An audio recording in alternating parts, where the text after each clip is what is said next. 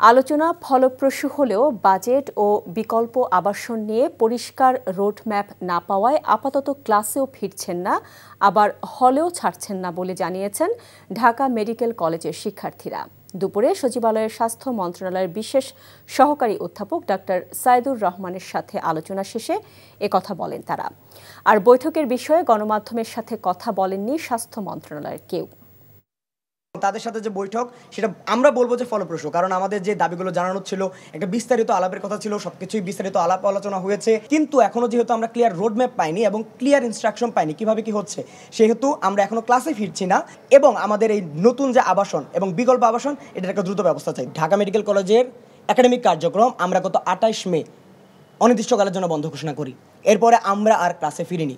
পরবর্তীতে বিগত 21 জুনের নোটিশে আমাদেরকে আমাদের কলেজ প্রশাসন থেকে জানানো হয় যে একাডেমিক কার্যক্রম বন্ধ এবং হল ছাড়ার নোটিশ দেওয়া হয়। আমরা সেই হল ছাড়ার নোটিশকে প্রত্যাখ্যান আগেও করেছি, এখনো করছি। আমরা হল ভ্যাকেন্ট করছি না।